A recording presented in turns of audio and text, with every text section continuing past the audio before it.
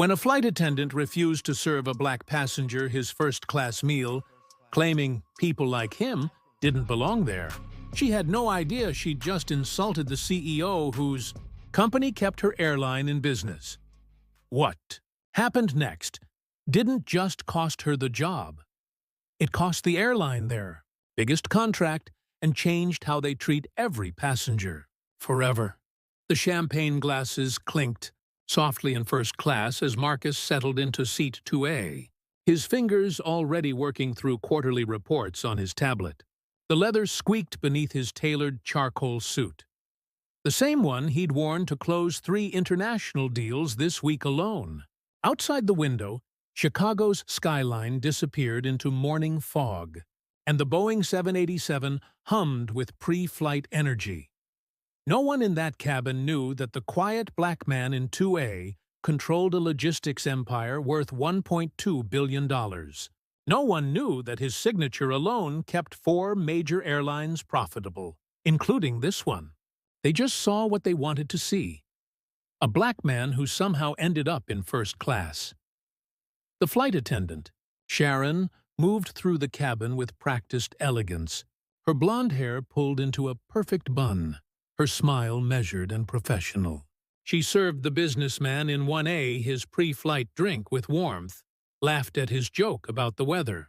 She attended to the couple in row 3 with gracious attention, ensuring their champagne was perfectly chilled. But when she reached 2A, something shifted in her expression. It was subtle, the way her smile tightened at the corners, how her eyes narrowed just slightly. Marcus had seen that look 1,000 times before. He'd built an empire despite it. "Excuse me," Marcus said politely, looking up from his tablet. "Could I get the menu for the meal service?" Sharon's pause lasted 3 seconds. 3 seconds that would cost her airline everything. "Sir, are you sure you're in the right cabin?" Her voice dripped with false concern. "Economy is through that curtain." Marcus glanced at his boarding pass, though he didn't need to. "2A first class. The meal menu, please?" She leaned closer, lowering her voice as if sharing a secret. "Listen, I don't know how you got this seat. Maybe it's a mistake. Maybe you used miles. But we have standards here. The meals are for our regular first-class passengers." The cabin fell silent. The businessman in 1A pretended to read his newspaper. The couple in row 3 suddenly found their phones fascinating. "I paid for this ticket," Marcus said evenly. "Full fare. Now the menu?" Sharon straightened, her professionalism evaporating entirely. "People like you always want what you haven't earned. This isn't some budget carrier. These meals cost more than, well, more than you'd understand. I'm doing you a favor. Order something from economy before you embarrass yourself further." What Sharon didn't know was that Marcus's company, Infinity Logistics, had just renewed a $500 million shipping contract with her airline. His signature was literally on the document in his briefcase. His freight kept their cargo division profitable. His decision on international routing partnerships could make or break their quarterly earnings. And with just 5 words, Sharon was about to discover exactly who she'd refused to serve. Marcus pulled out his phone, his fingers steady despite the anger burning in his chest. He scrolled to a contact labeled simply, "Board Chair, Atlantic Airways." "You know what?" Marcus said, loud enough for the entire first-class cabin to hear. "You're right about one thing. This meal service is about to cost more than you can possibly understand." He pressed call. The phone rang once. "Jim, it's Marcus. We need to talk about our contract. Now. Because sometimes the most expensive meal isn't the one you serve. It's the one you refuse to serve to the wrong person." Before we dive deeper into how Marcus's next move shook an entire airline industry, hit that subscribe button if you believe everyone deserves respect, regardless of what assumptions people make. On a scale of 0 to 10, how would you rate Sharon's career decision here? Drop it in the comments. I'm genuinely curious if anyone thinks she made the right call. And look, if you've ever been underestimated, dismissed, or told you don't belong somewhere, this story is for you. We're building a community here of people who know that true power isn't in the title you hold or the clothes you wear. It's in how you respond when the world tries to put you in a box. Share your own story in the comments. Let's remind each other that dignity and success come in all colors, and sometimes the quiet ones are the most powerful. Marcus Edwards had worked in logistics for 15 years, starting as a warehouse supervisor in Detroit when he was 20 years old. Back then, he wore steel-toed boots and carried a clipboard, checking inventory and managing shipment schedules for a company that barely noticed he existed. The executives walked past him in the warehouse like he was just another piece of equipment. Functional, necessary, but ultimately replaceable. But Marcus watched. He always watched. He noticed inefficiencies others ignored. He saw how shipments could be routed better, how cargo space was wasted, how timing delays cost millions. During his lunch breaks, he'd sketch new systems on napkins, creating algorithms in his head that could revolutionize supply chain management. 5 years into the job, he'd saved enough to get his MBA at night school. He'd arrive at the warehouse at 5 a.m., work until 3 p.m., then drive straight to classes that lasted until 10 p.m. His supervisor laughed when he found out. "What's a degree gonna do for you? You think you're gonna run this place someday?" Marcus just smiled and kept working. "Keep studying. Keep watching." On that morning flight from Chicago, as Sharon continued serving other passengers while pointedly ignoring him, Marcus heard something that made his jaw clench. She was talking to the businessman in 1A, loud enough for him to hear. "You have to be so careful these days," Sharon said, gesturing subtly toward Marcus. "They let anyone buy first-class tickets online now. No screening, no standards. Some people just don't understand the culture up here." The businessman shifted uncomfortably, mumbling something non-committal. Marcus typed a quick message to his CFO. "Pull all Atlantic Airways contracts. Prepare termination notices. Board meeting in 3 hours." Sharon returned, this time with the cabin supervisor, a middle-aged man named Derek, who wore his authority like an ill-fitting suit. "Sir, we've had some concerns about your presence in first class," Derek said, his voice officious. "Can you show me your boarding pass again?" Marcus handed it over without a word. "And a secondary form of ID? Credit card, perhaps? We need to verify this purchase." No one else had been asked for verification. The subtle message was clear.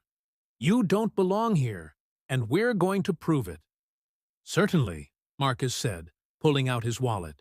He deliberately selected his Infinity Logistics corporate card, the one that said, "Marcus Edwards, Chief Executive Officer," in raised platinum letters.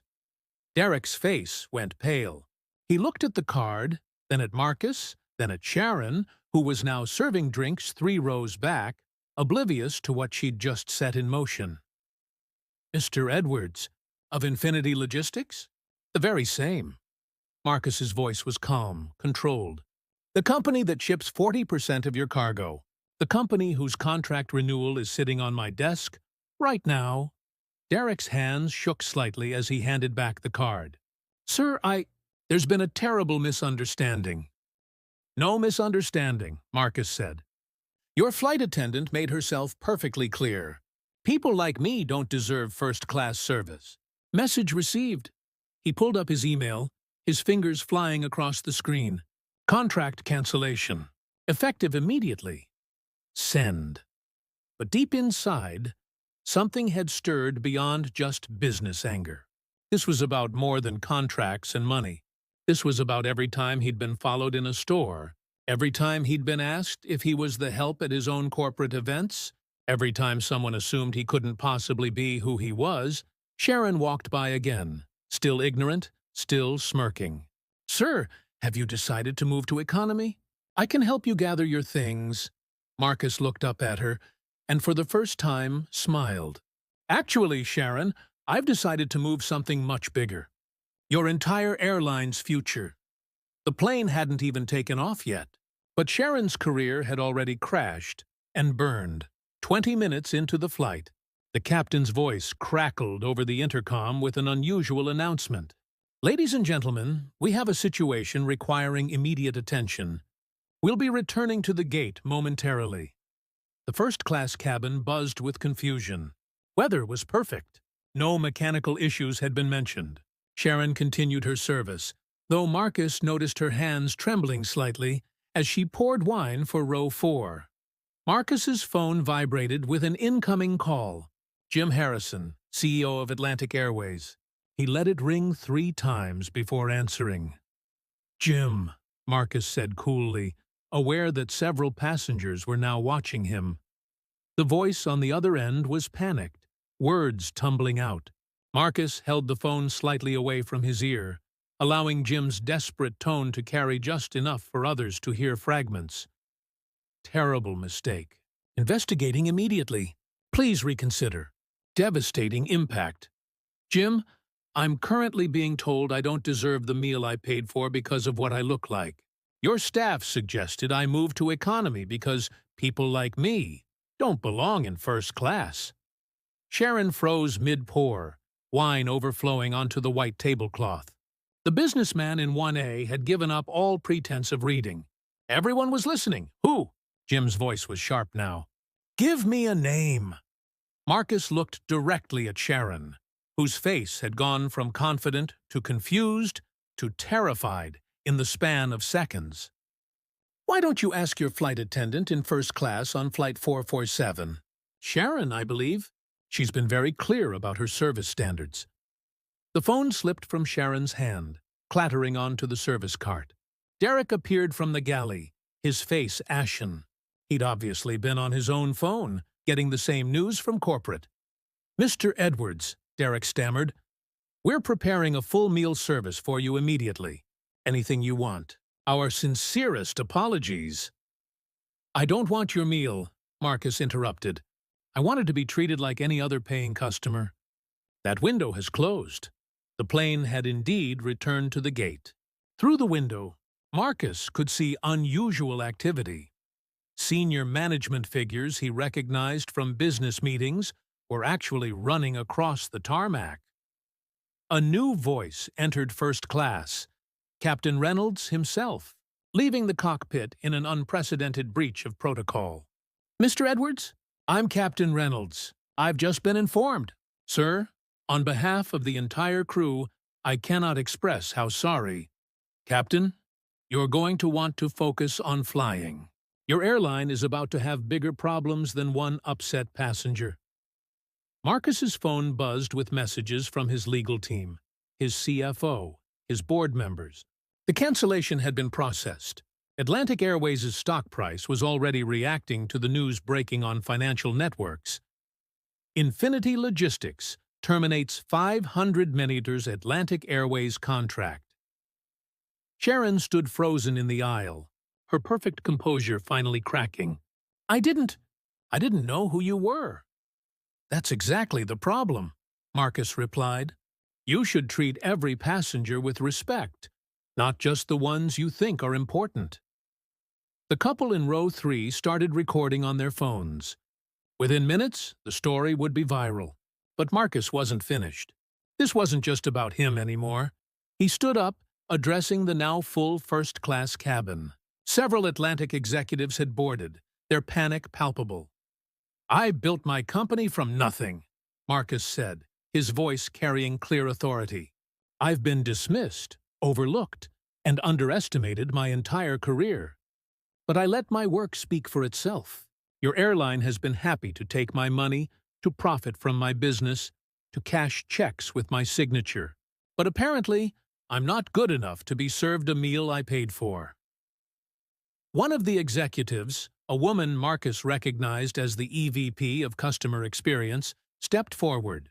"Mr. Edwards, please, let's discuss this. We can make this right. You had the chance to make it right.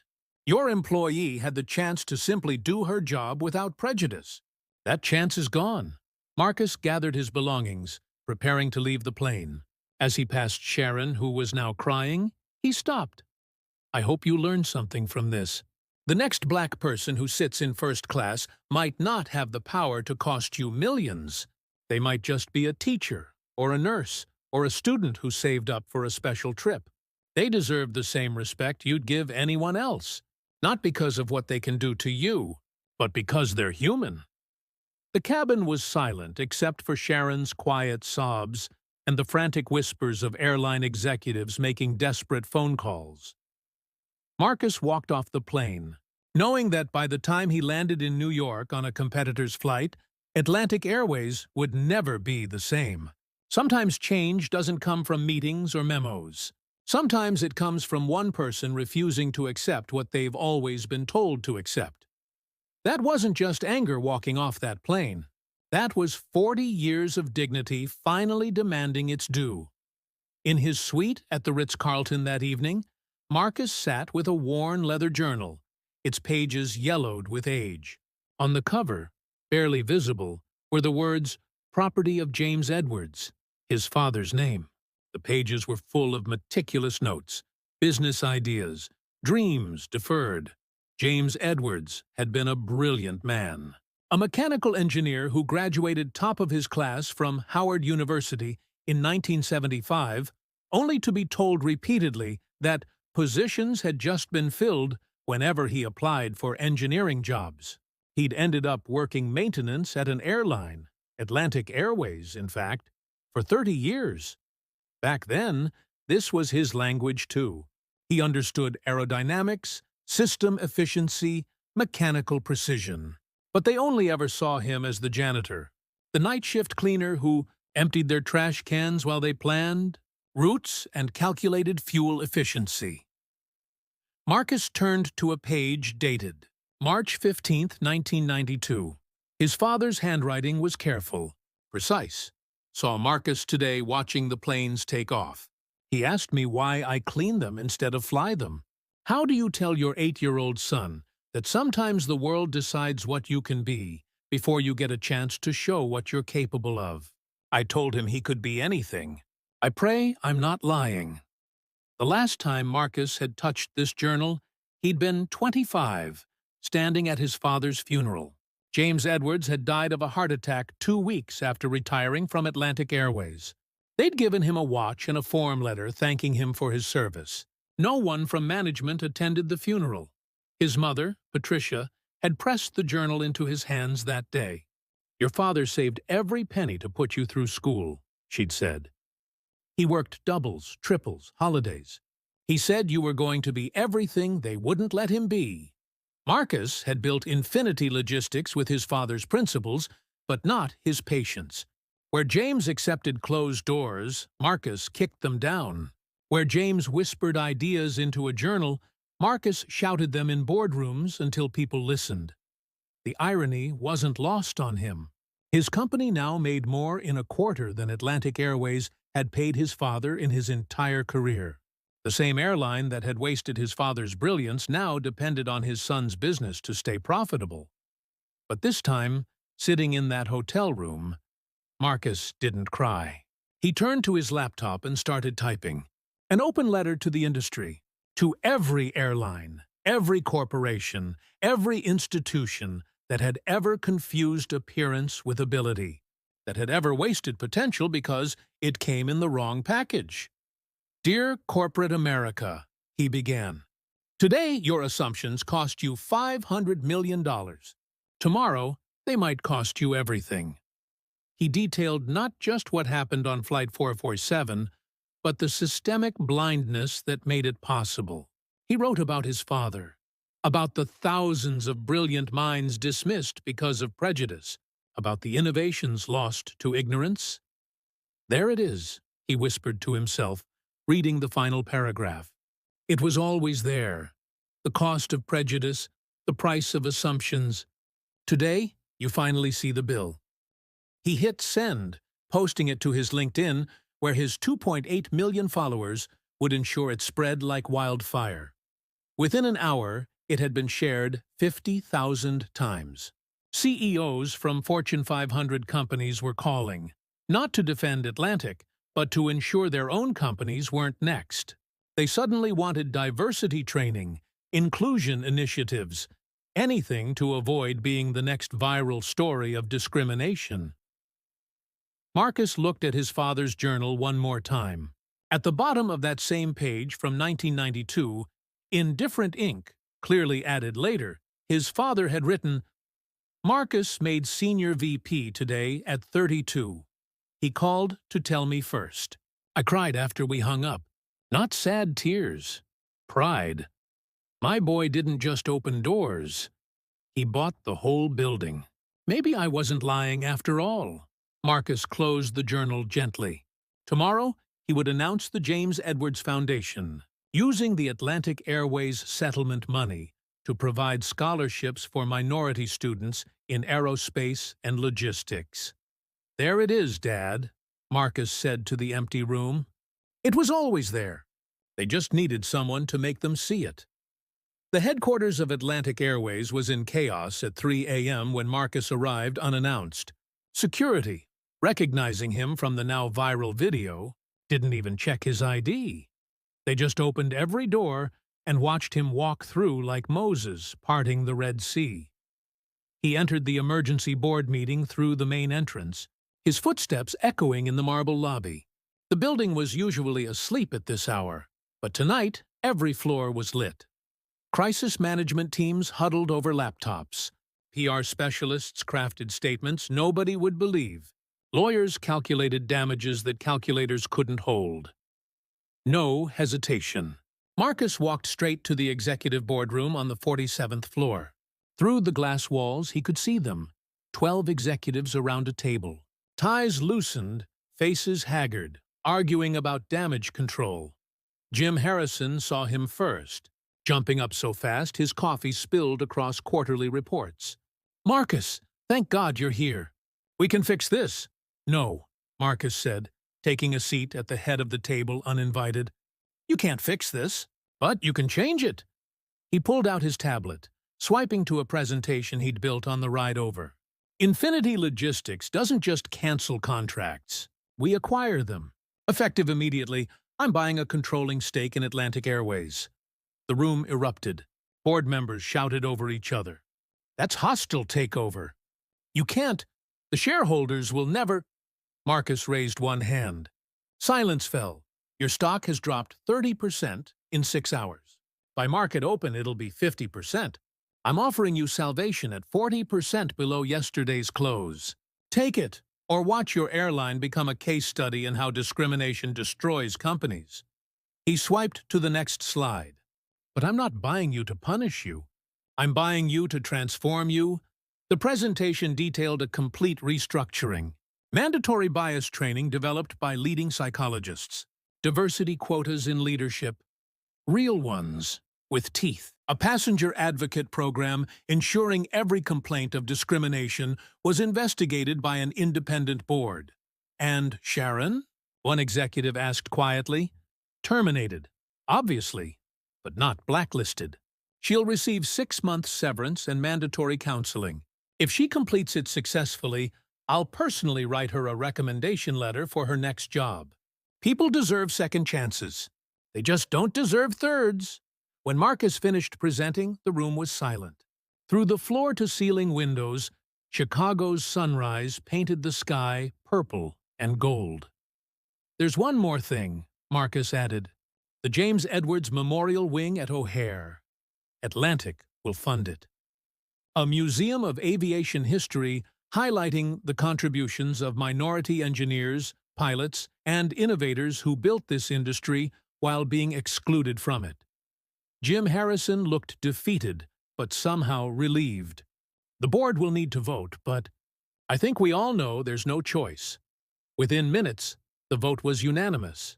Marcus Edwards, the man they'd tried to deny a meal to 12 hours ago, now owned their airline. As he left the boardroom, Marcus passed a janitor emptying trash cans in the hallway. The man was black, about 60, wearing the same uniform his father once wore. Marcus stopped. "What's your name?" "Robert, sir." "Robert Williams.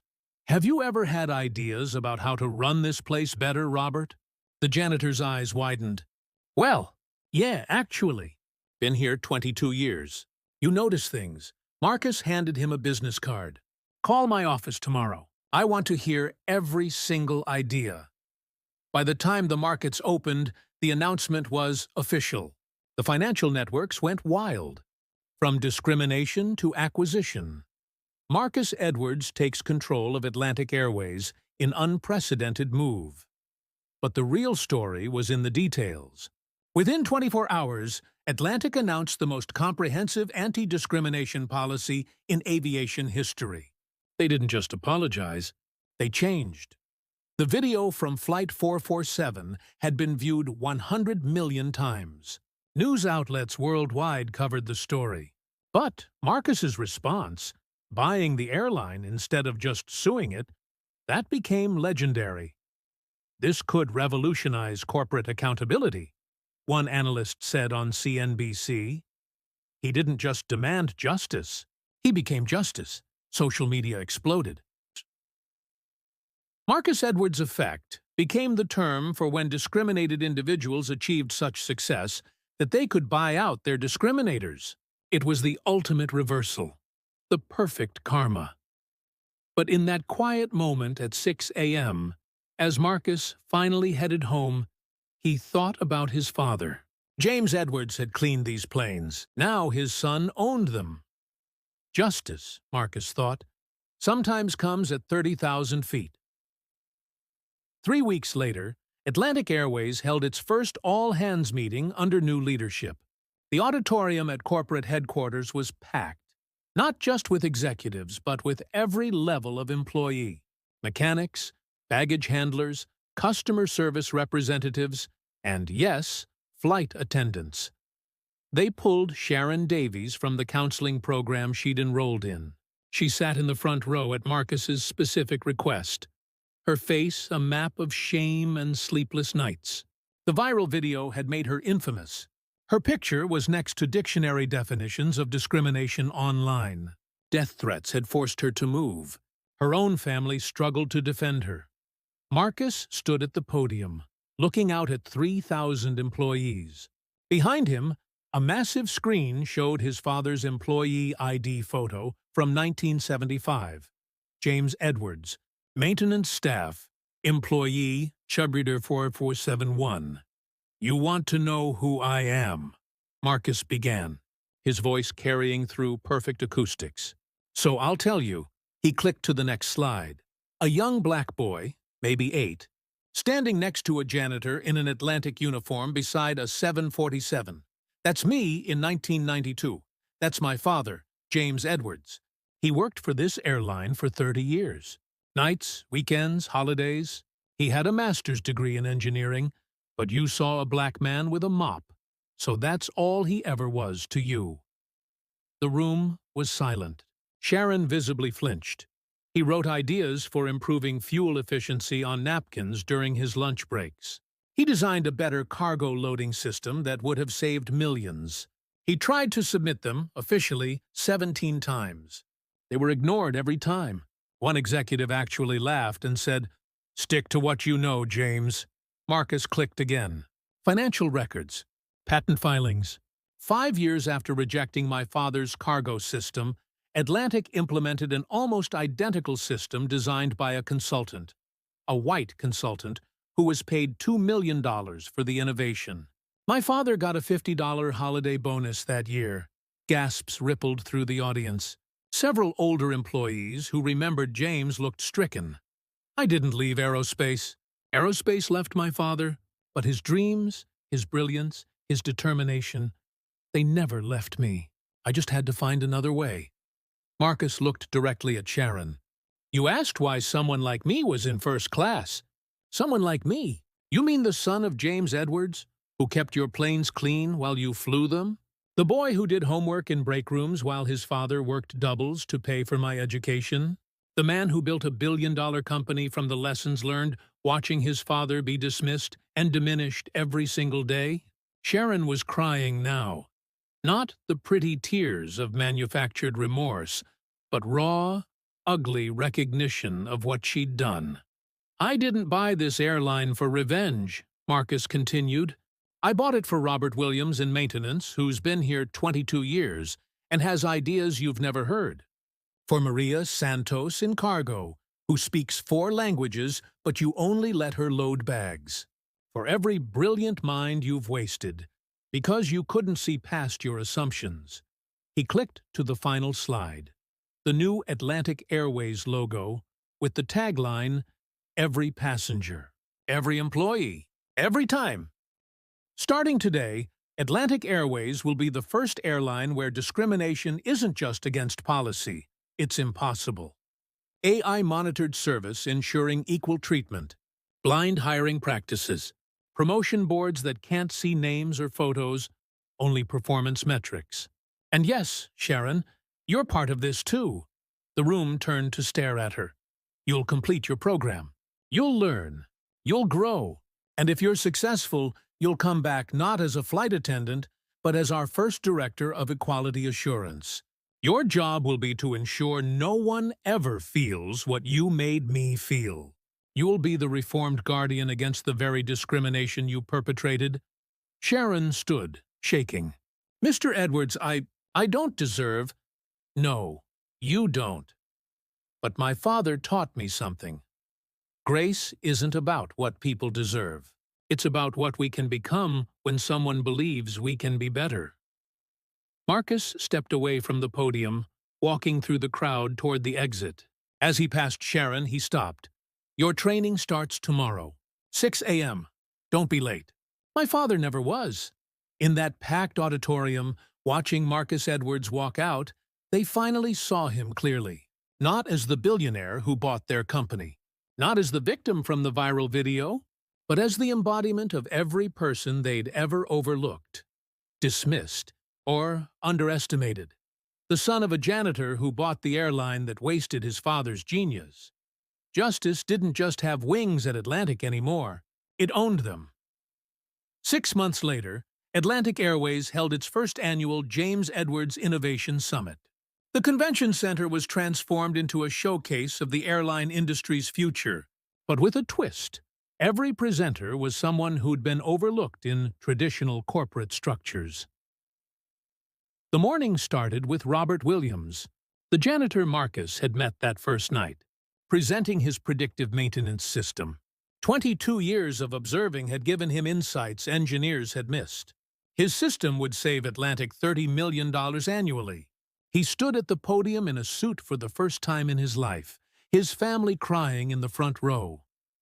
For 2 decades, I cleaned these planes, Robert said, his voice strong.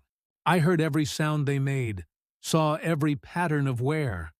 I tried to tell people, but nobody listens to the janitor. Today, Marcus Edwards made sure you'd listen. The room erupted in applause.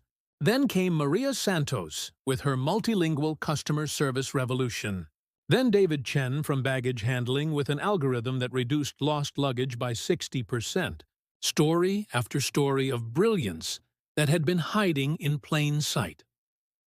Marcus sat in the back, watching his father's dream manifest in ways James Edwards never could have imagined. Later, as the summit shifted to its public session, Sharon Davies took the stage. The woman who'd denied Marcus his meal now stood as Atlantic's Director of Equality Assurance. She was different. The entitled confidence replaced with humble determination. 6 months ago, I was the face of everything wrong with our industry, Sharon began. I made assumptions that cost my company $500 million and nearly destroyed my life. But Marcus Edwards did something I didn't deserve.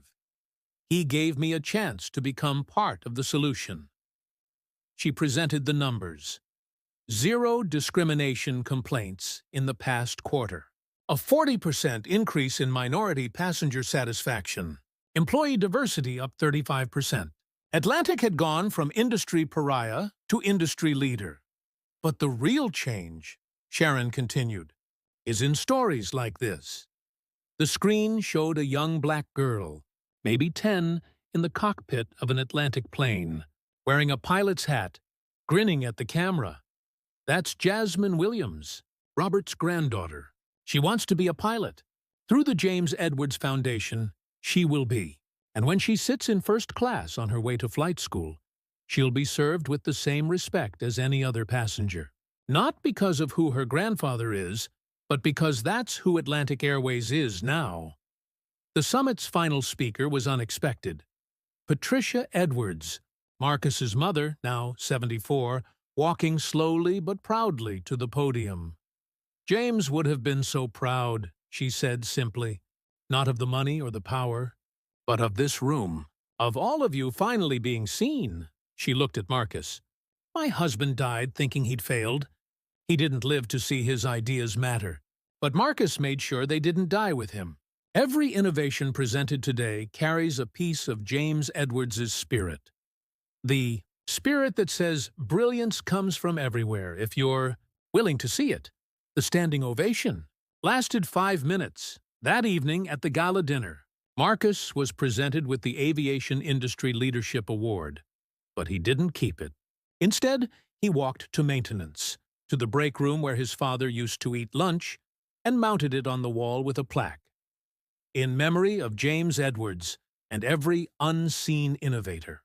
Your time is now. A year later, the Harvard Business Review published a case study, The Edwards Effect, How One Act of Discrimination Revolutionized an Industry.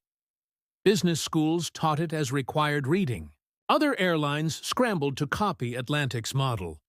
But the real victory was smaller, quieter. It was Robert Williams's daughter calling to say she'd been promoted to engineering. It was Sharon Davies mentoring young flight attendants on seeing beyond assumptions. It was the thousands of employees who finally felt seen.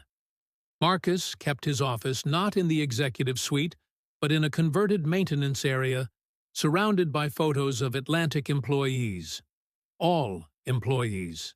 His desk was his father's old workbench, restored and polished. During a 60 Minutes interview, Anderson Cooper asked him, "Was buying Atlantic Airways worth it?" Marcus smiled. "My father spent 30 years here being invisible. Today there's a memorial wing with his name. There are kids going to college on James Edwards scholarships.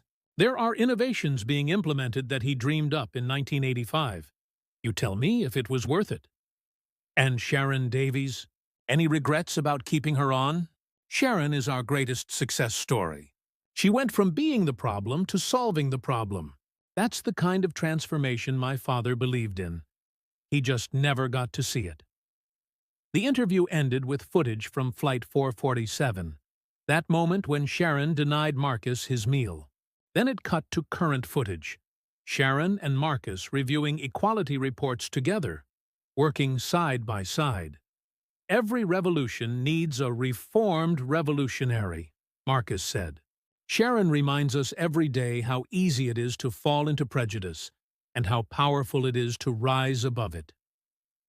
The camera pulled back, showing the Atlanta Airways headquarters. On the building, in letters 40 feet tall, James Edwards Building. The janitor's son hadn't just won. He'd rewritten the rules of victory. 2 years after Flight 447, Marcus Edwards stood in the same first-class cabin, seat 2A, on an Atlantic Airways flight to London. The flight attendant, a young black woman named Destiny, served him his meal with the same grace she showed every passenger. "Mr. Edwards," she said quietly, after service was complete, "I just wanted you to know. I'm here because of you. After your story went viral, I applied. First in my family to work in aviation." Marcus smiled. "It's not because of me. It's because Atlantic finally opened their eyes." As the plane lifted off, Marcus thought about the journey. His father had cleaned these planes. He now owned them. But more importantly, they'd become what James Edwards always dreamed: spaces where everyone belonged. The Edwards effect had spread beyond aviation. Companies worldwide implemented blind hiring. Discrimination lawsuits dropped 60% as corporations realized the true cost of prejudice. Business schools created entire programs around inclusive innovation. Sharon Davies had become an unlikely icon of redemption. She spoke at conferences about unconscious bias, using her own mistake as a teaching tool. I cost my company $500 million with my assumptions, she'd say. But the real cost was almost losing the innovation that Marcus Edwards brought. The ripples continued. Robert Williams's predictive maintenance system was licensed industry-wide. Maria Santos became VP of International Operations. The James Edwards Foundation had sent 500 kids to college. But perhaps the most powerful moment came when Marcus received a letter from a flight attendant at another airline. Mr. Edwards, today I served a young black man in first class. For a split second, that old voice in my head questioned if he belonged there. Then I thought of you, of your father, of what assumptions cost. I served him with excellence. Thank you for teaching us that respect isn't about who someone is. It's about who we choose to be. Marcus kept that letter in his father's journal. The lesson was simple, but revolutionary. Every person you dismiss could be the one who changes everything. Every assumption you make could cost you more than you can afford. Every act of discrimination doesn't just hurt the victim. It robs the discriminator of potential greatness. James Edwards died thinking he was invisible. His son made sure the world would never unsee him again. As Marcus often said in interviews, "My father cleaned planes for 30 years. I bought the airline." But the real victory, today, the next James Edwards won't have to wait 30 years to be heard. Respect costs nothing. Disrespect can cost everything. The janitor's son didn't just buy an airline. He bought justice for every invisible dreamer who ever lived. Sometimes the most expensive meal in the world is the one you refuse to serve.